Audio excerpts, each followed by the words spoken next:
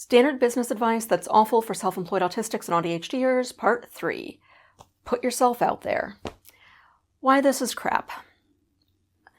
Most of us who have spent our life feeling weird or out of place, but who didn't get the label of autistic or ADHD or neurodivergent until adulthood, have a long history of being told to be yourself. And then we did that, and then we were rejected or had painful experiences, like getting comments about who you are or the things you do or the way you phrase things or being too intense or too much. And most of us have learned to varying degrees to hide, to rein it in, or to mask. The idea of putting yourself out there can feel like painting a target on your own chest, inviting all of that criticism back in. And why would you do that? No reasonable person with that kind of history would be excited to be more visible in that way.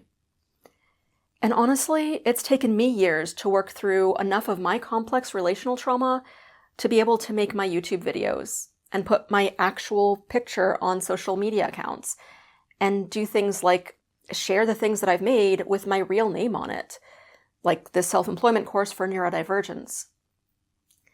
But you don't have to work through all of that trauma history before getting started. Although at a personal level, I will say that it has been incredibly useful in so many areas of my life.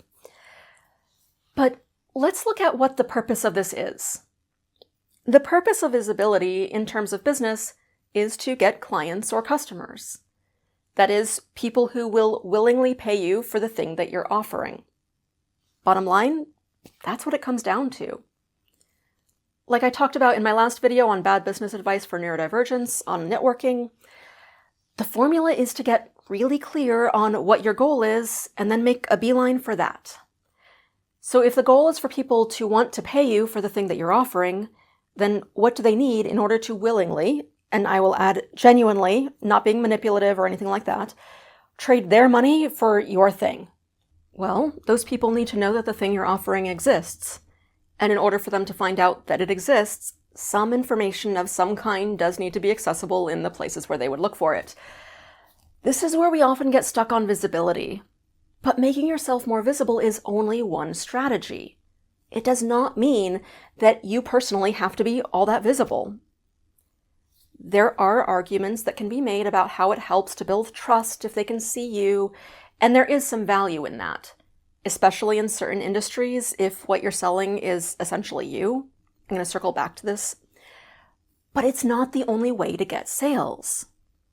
What's really needed is to have the relevant information available about your product or service, like what the product or service is, how it will solve a problem that they have, and to the extent that it's relevant about your point of view, how you approach that problem, etc., with enough information for them to be able to decide whether that's what they want or not. To rephrase that, essentially, what needs to be more visible is the thing that you're offering, not necessarily you. You can shine a light on the services that you offer. You can shine a light on how you do what you do. You can shine a light on your point of view, how you approach working in your particular industry that sets you apart from others. Those are things that need to be put out there. It doesn't need to be you personally. And even in those industries or for those services where you are much more the product, where it's about your expertise, your lived experience, even in those cases, I would still argue that you can largely get away with having a little bit of information about you, but keeping the focus on what it is that you can do for your client, what problem you can solve for them. That's what they really want to know. And knowing about you gives them confidence that you'll be able to deliver, but it still doesn't have to be a spotlight on you.